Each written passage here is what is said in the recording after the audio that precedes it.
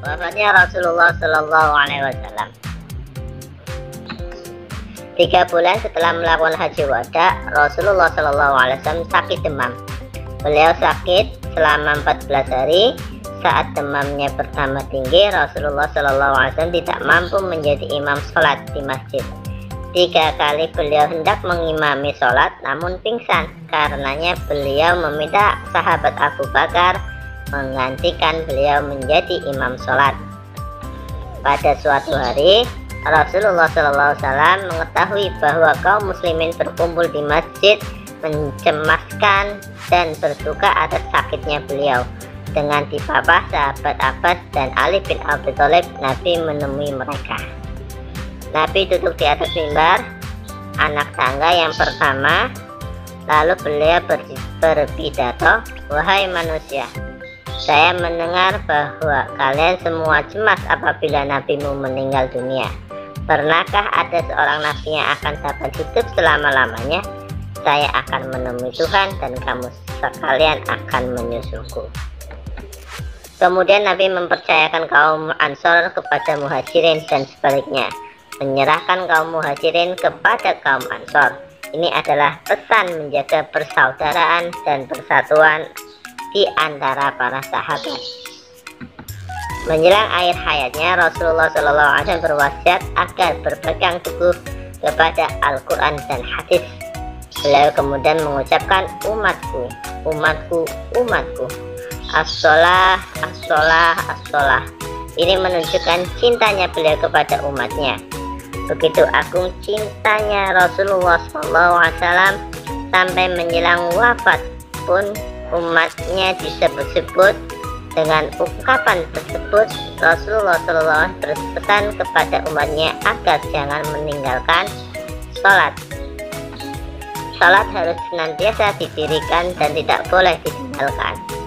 Sholat sangat penting bagi umat Islam karena menjadi tiang agama.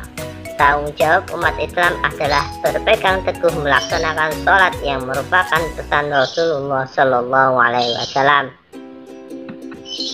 Pada hari Senin, ketika kaum muslimin sedang melaksanakan sholat subuh, sementara sahabat Abu Bakar sedang mengimami mereka, Nabi SAW tidak menemui mereka, tetapi hanya menyingkap takbir kamar Aisyah dan memperhatikan mereka yang berada di saf-saf sholat. Kemudian beliau tersenyum. Sahabat Abu Bakar mundur hendak berdiri di saf karena dia mengira Rasulullah SAW hendak keluar untuk sholat. Namun beliau memberikan isyarat dengan tangan beliau agar mereka menyelesaikan sholat. Kemudian beliau masuk kamar dan menurunkan takbir. Akhirnya dengan mengucap kalimat tauhid seraya berdoa akan mendapat ampunan dan rahmat Allah Subhanahu wa taala, Rasulullah SAW pun wafat. Rasulullah SAW wafat pada hari Senin tanggal 12 Rabiul Awal tahun 11 Hijriah dalam usia 63 tahun. Wafatnya Rasulullah sangat mengagetkan para sahabat. Meskipun mereka sudah diberi nasihat Rasul, akan tetapi mereka tetap kaget dan sangat sedih. Sahabat Umar yang terkenal sebagai pahlawan yang gagah berani juga merasakan hal yang sama.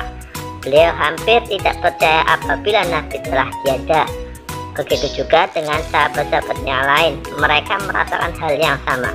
Namun Abu Bakar sangat bijaksana dan arif. Di tengah-tengah kesedihan dan perasaan yang serba panik dan kalut, dipenuhi rasa tidak percaya, Abu Bakar berpidato, "Wahai manusia, barang siapa yang memuja Muhammad, Muhammad telah mati.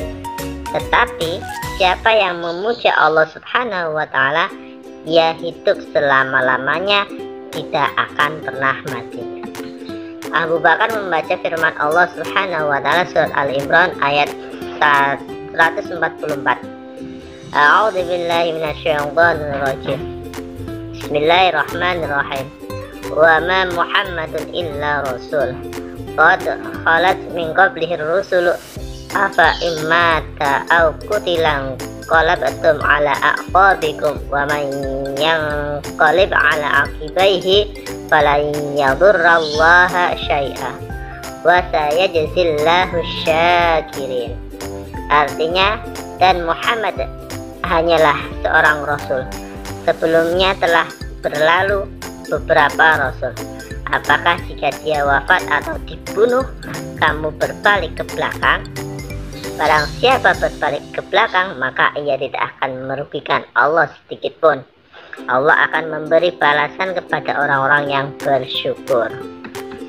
Mendengar pidato Abu Bakar yang tegas ini, sahabat Umar dan sahabat-sahabat Nabi yang lain menjadi sadar. Bahkan Umar bin Khattab berkata, "Wallahi, demi Allah, saya tadinya mengira bahwa di dalam Al-Quran tidak ayat seperti yang dibacakan. Tidak ada ayat seperti yang dibacakan oleh Abu Bakar ini. Saya baru sadar ada ayat ini setelah dibacakan Abu Bakar As-Siddiq."